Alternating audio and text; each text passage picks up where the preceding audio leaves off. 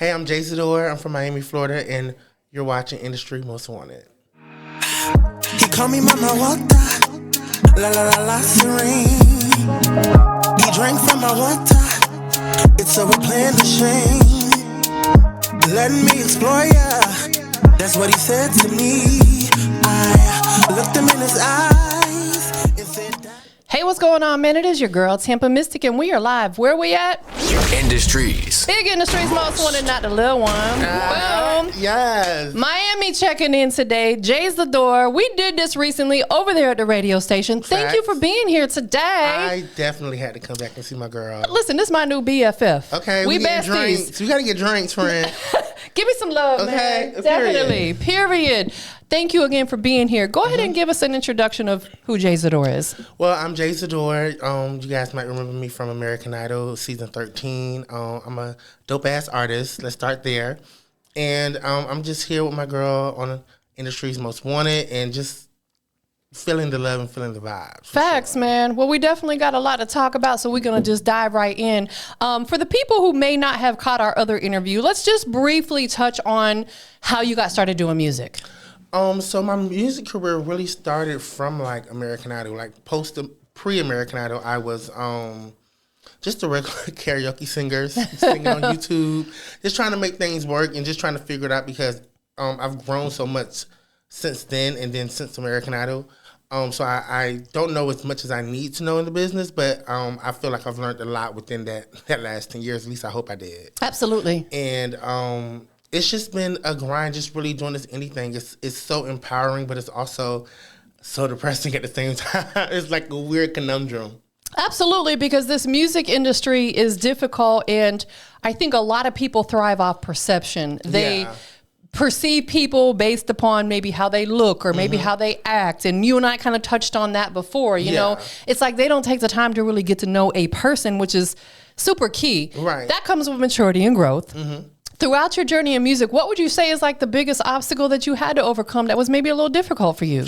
I think I'm still, even though I'm doing podcasts like yours and a few other things, I think it's just now starting.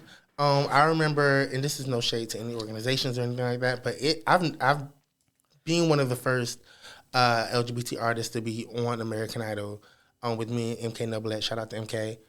I still have never done a Pride. Like, really? Yeah. So really? it's what are you waiting on? Child, I'm waiting on them. But it's been like stuff like that. I think people, but I also must admit that it has to be it's one of those things where you have to be in people's face constantly. Yes. And I can't say that I haven't done that consistently throughout my time from American Idol to now. And that's just because I was just trying to figure it out. You know what I mean? I just didn't, I love the socials, I love the Instagram, the TikToks, and all those things. I really do. But I'm an artist. Yes. And I would love to have all this fame on TikTok and Instagram and all that stuff. But what I would also love is to do like a album signing and have people lined up around the corner to see me. Yes, 100%. Yeah. Listen, I agree because really that's where the money is. You know what I'm saying? Because artists these days are artists on the rise, or maybe even some of the famous ones. They're not getting rich off these digital streaming platforms because they're not paying out. You have to get out and do shows and get booked for shows in order to see the real coin. Yes. Maybe get your music inside a film. That pays out way more. That's the next step. That's the next step. Do you feel like, being, LGBT, that they are lacking platforms for that? Because if you think about it, there are certain platforms that cater just to the Black audience, or they're maybe the Hispanic audience, or maybe even the white audience. Do you feel like it's lacking for you? There are, the real gag is a lot of these people that are over these major blog sites and platforms, they usually be gay. Yeah. Do I feel that there's opportunity? Yes. I just feel like, and this is no shade to my community, I love my community, but I kind of feel like they put more attention on the female artists, on the straighter artists, and I don't think that's because it's not like they can't relate to us, right? Because we're in the same community. Understood. But I just think that that's just what it is. It's like I don't like And we went so long without really having a prominent LGBT artist out there like that. So it's just like, who else do you turn to? So that's why I feel like, the gay community props up, and everybody know I love Beyonce, but we prop up the Beyoncés and the Rihannas because it's been so much space without a representation for us. So I think that's where it comes. That's where the issue comes in, because everything is just, I don't know. You follow where I'm going with that, though? No, I absolutely do. Yeah. And I think really what it kind of boils down to is the people who are a part of the gay community need to have more unity supporting other people who are a part of the community. Definitely. It's great to support the Beyoncés and the Rihannas and stuff because they're superstars. Right. But at the end of the day, they're not a part of your community. Right. Just like the Black community, they come together, support Black-owned businesses. I love that. You know what I'm saying? Definitely. I think it's important that being a part of your community, you guys need to have more unity and support each other. Yeah. Because then there could be more artists a part of the gay community who actually can rise to fame. Lil Nas, when he came out, nobody knew. Right. You know what I'm saying? And you shouldn't have to come out that way. Right. Like, he developed a huge fan base before he let people know that he was gay. It's so funny because when I was on American Idol, bro, it was, even if I wanted to hide it, it was like the stuff on Twitter and the girls knew. And it was just like, well, damn, can a bitch have a coming out story? Like, what's going on? But, I love that. I love that I never really had to do that.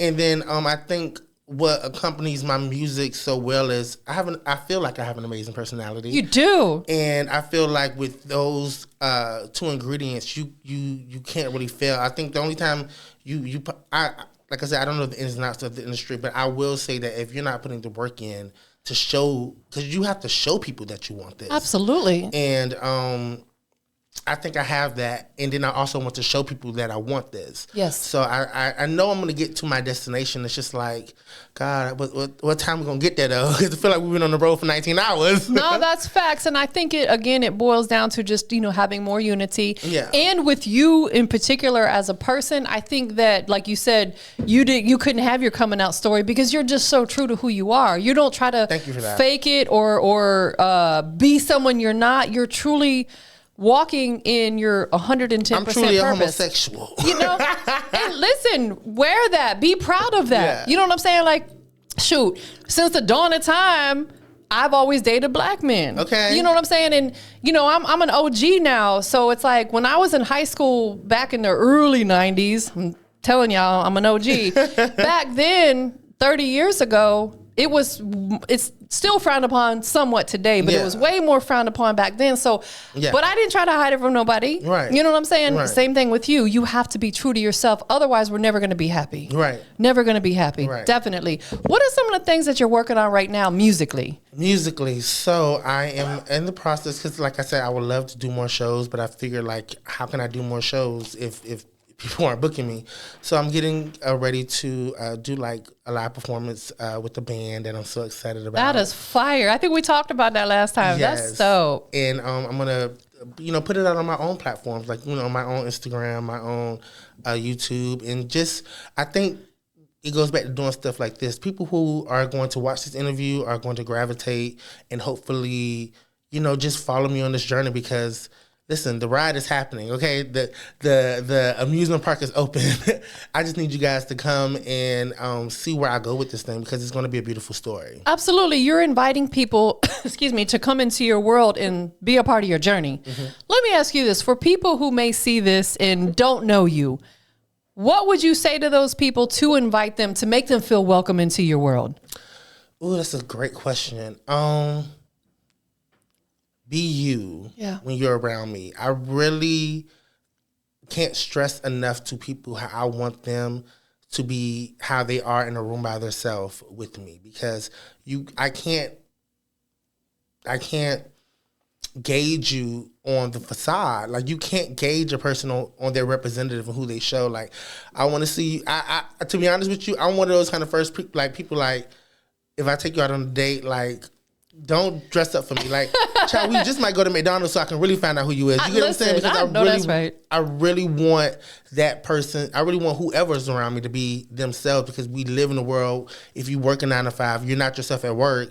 If you are in a mother or father and you got to come home, like, you got to be a mother or father. Yeah. When are we ever going to have a time to be that 15-year-old that we were. You know what I mean? And that's who I want to meet. That's who I want to have experiences with. That was such a phenomenal answer. Thank you. But I really genuinely feel that way, though. Like, that's like I know you do. Yeah. And that's what I love about you. And, you know, you and I quickly bonded is because you are just 100% unapologetically yourself. Thank you. As you should be. You know what I'm saying? You have a beautiful spirit, great energy, and you want that same type of energy around you.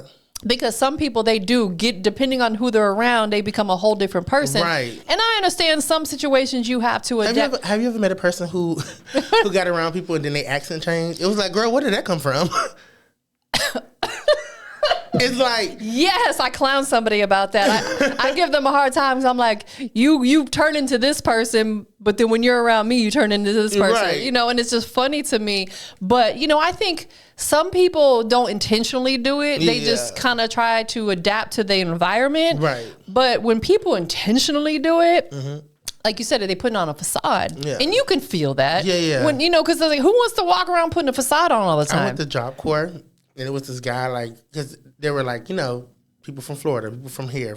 So there were people from New York, and then this person would be like, it's like the New York accent would come out, and then they would hang out with people from Georgia, and it's like, oh, now you're talking like you're from Atlanta. So like, where you really from?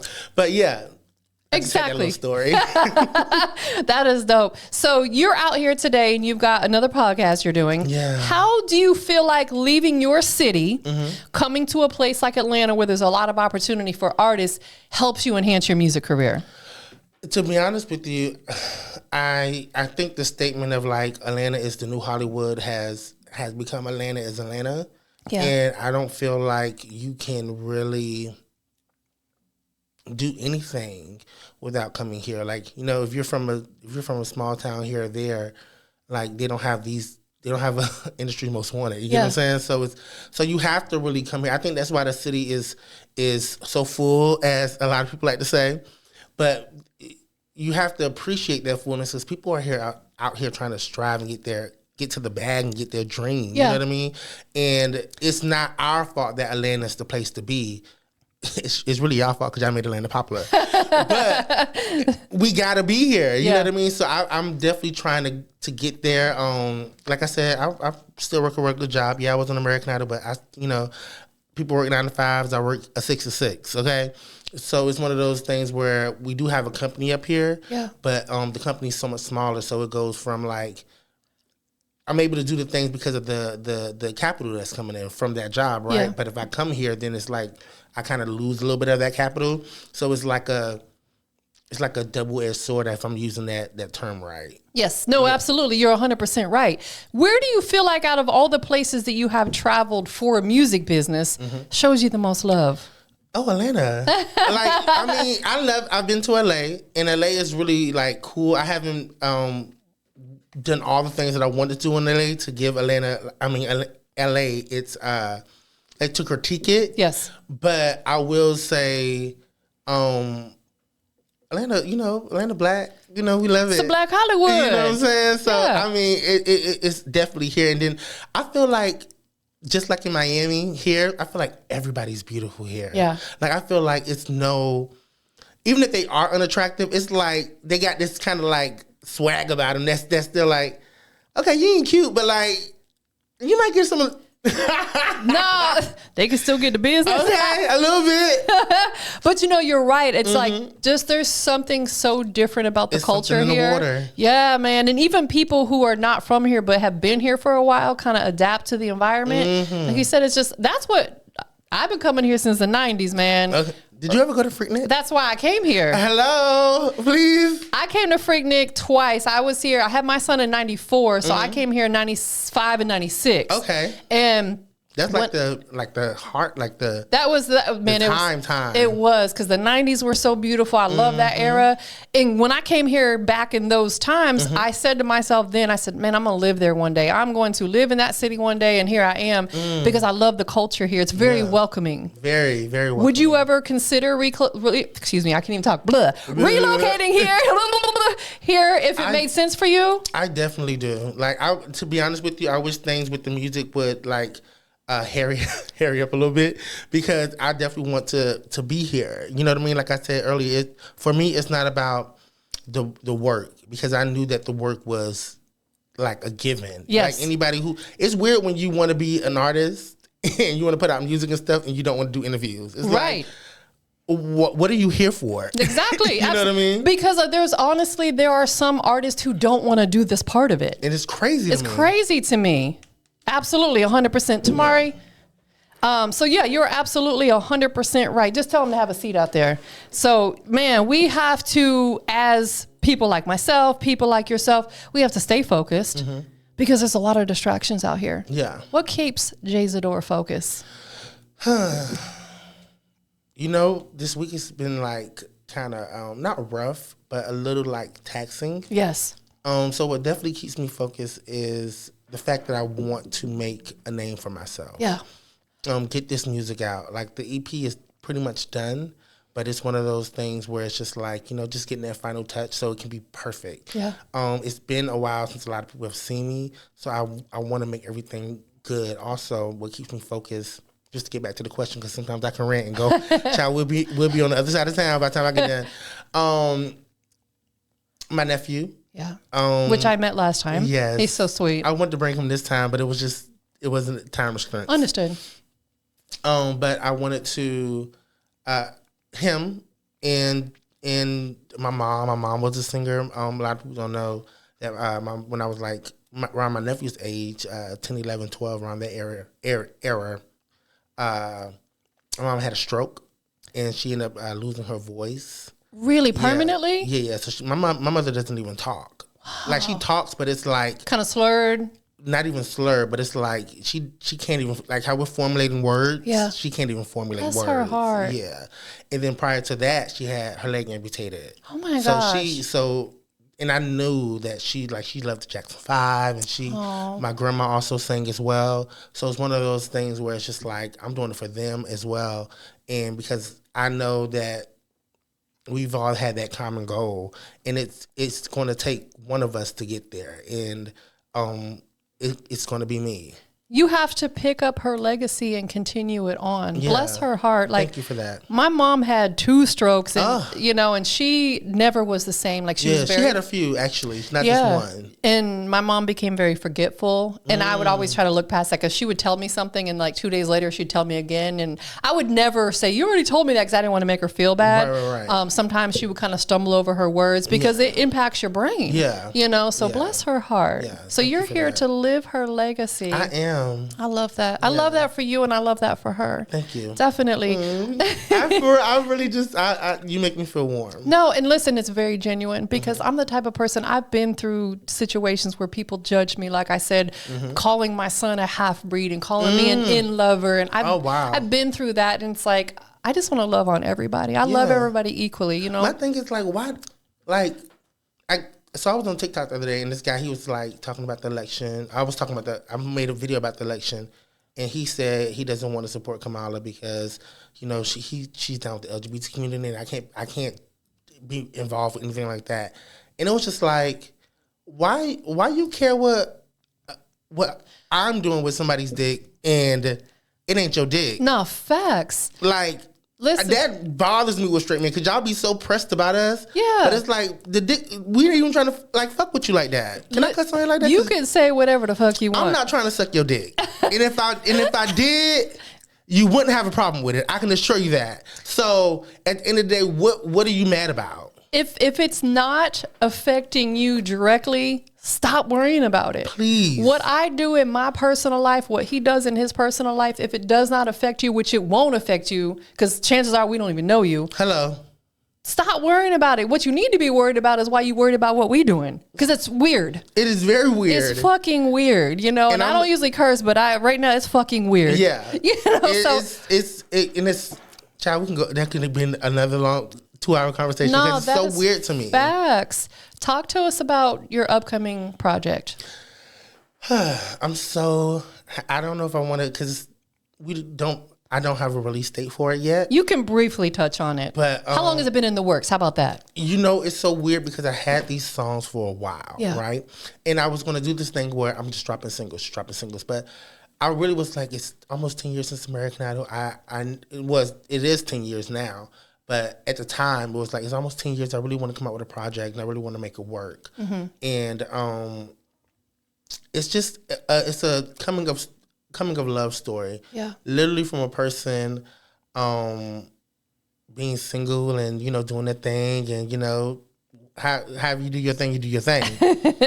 And then it goes from meeting someone that catches your eye, and then trying to see maybe if this is a thing, and then when you realize it's a thing, it's like a beautiful like love story. You know what I mean? Yeah. And I just think that the way how the production is set up, it probably doesn't. You probably won't hear the love story initially. Yeah. But once you get from the first song to the last song, you're gonna be like, oh, like, and then people who have been single and now you turn around 5 years later, you're married. It's like they could relate to it. And even if you want to be that person, 'cause I've always wanted to be a person that was in love. I've never really experienced love. Yeah. But I just think it's so beautiful. So I didn't write the EP for that. Like I said, I did have these songs, and when I heard this song, I was like, oh, this song kind of going to this song. Yeah. And then after, when I had all the songs in front of my face, I kind of like put it together like a puzzle. And that's when I really heard the storyline. I was like, oh, I've been sitting on a great EP, a bomb-ass EP for this long. And I didn't even really know. It really wasn't until I added Zoned into it. And I was like, hold on, I got something here. You got something? Yeah. So, like you said, there's no actual release date, but we can anticipate it coming soon. Yes. Do you feel like that this project is slightly vulnerable for you? Like it's really going to let people understand your journey, let them in on you? So the name of the EP and what the EP is talking about is different. So you my girl, so I might as well give you the exclusive. Yeah, give me the tea. So the EP is called The Key That Opens the Door by JZidor. See? It is a little bit vulnerable then. Because the title of the song really relates to me versus the body of work. Right. I do want to be the key that opens the door for LGBT artists to come after me. I do want to be the key that opens the door because I am a black male, cisgendered male, for R&B, because it's not really a lot of R&B dudes doing it. You get what I'm saying? So I'm the key that opens the door for a lot. I really want to change this industry. And that's why I named it that. Yes. When you hear the body of work and how the name applies to that, it's about being that person who probably was a little closed in, probably got hurt in the last relationship, and now you out here, we out here, everybody got a little thought or two. No, listen, we have to get that out of our system. Okay. That way, when the right one does appear in your life, it's out of your system and you're going to be loyal to that person. Right. When they're giving you their heart or vice versa. And that's exactly where the story of the EP picks up. It's like you're out here, then you meet that person, and then it's like you're back in love again. And oftentimes it happens when you least expect it or when you're not looking. That's when God will put that right person in your life. I think God waited for me to be like 45 because I'm like, damn, Jesus, what's up? Listen, I'm 50 and I still don't have the person that is my forever. I'm just coming out of You look good. I mean, friend, listen. I drink my water and mind my business. You got to. But, it's like everybody's journey is different. It may happen for someone when they're 21 or it may happen for someone when they're 60. It is what it is, But in the meantime, in between time, we just have to have fun and enjoy life. Yes. Because we're never guaranteed another day, nor do we know something may happen like with your mom. You know what I'm saying? Right. We just don't know, when it's our time to either transition or maybe have a major health impact on our life that changes our life forever. So while we're good and we're healthy, man, live your life unapologetically. Unapologetically. I'll say it for you. We're working on it. Listen, that's so funny. Continue.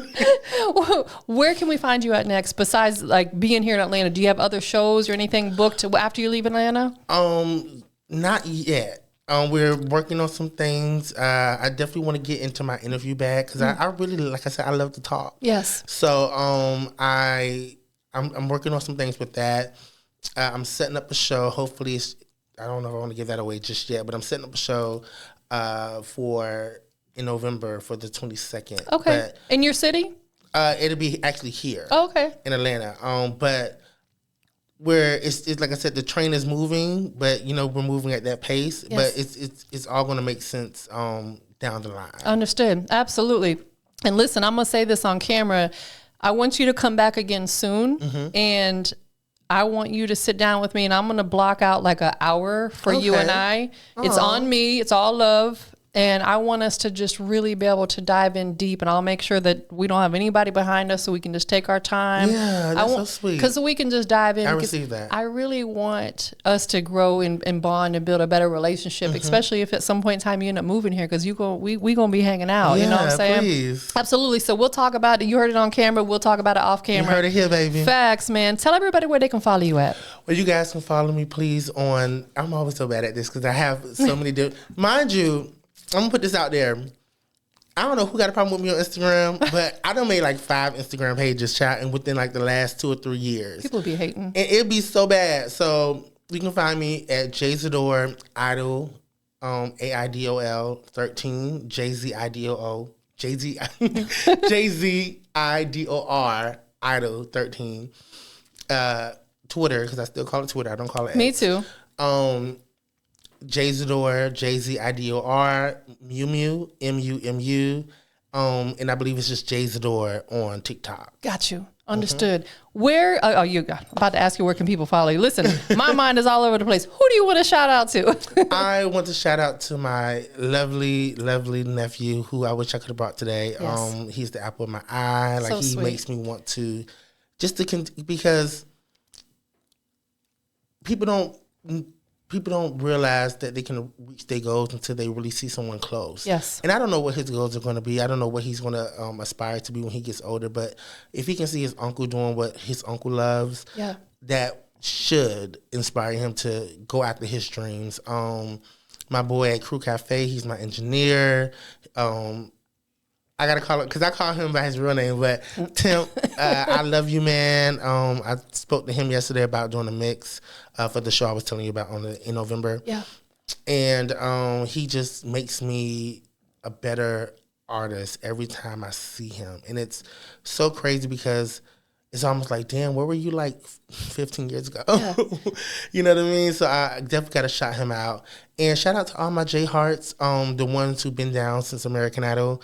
And the ones who I'm meeting through Industry Most Wanted, through the Hype, and through all the other outlets that are giving me a platform to showcase myself and my brand. And I want to shout out to you and for just showing me love. Of course. And I like you said, I can't wait to come back here. Yes, we're gonna book it today. If it's not before you leave, but we're gonna jump on the phone and we're gonna book it today. Yeah. So thank you for everything you've done thus far, and I can't wait to go to the Grammys and give you a shout out on stage. I know, listen, I'm gonna be there with you. What you talking about? So I'm gonna get on the stage with you. Hello. Definitely. Tell him. Listen, we are manifesting. When he goes to the Grammys, I'm gonna be there with him front and center. Okay. Y'all heard it right here first. Right here. I got one last question for you. Okay. We're live. One live. Industries. I got my next guest here. I know. What makes you the industry's most wanted? I think what makes me the industry most wanted, it has to be the music. Yeah. There's not a lot of songs like Zoned In. Right. There's not a lot of songs like the ones that I put out before. If you are listening on Apple, Spotify, when you see my discography, I think what the industry is missing is real vocalists. Yes. But not only are they missing real vocalists who are singing on songs that people like to hear. Right. When you hear Zoned In and you hear the vocalizations that I do, it's like, oh wow, like you're singing on it, but it's not like an overkill. Right. You get what I'm saying? So I feel like the industry is needing someone who can just revive it. Yeah. There's this whole thing about like celebrity culture dying, and I think that's a beautiful thing because you have to get rid of the old and bring in the new. And it's no disrespect to the legends, but I think the time that we're in with this social media space, that we're going to see a crop of new people, and I definitely want to be leading that pack. I agree, man. Thank you for being here today. I look forward to us to having another conversation real soon. Definitely. We up out of here, y'all. Love ya. He call me Mama Water, la la la la serene. He drank from my water.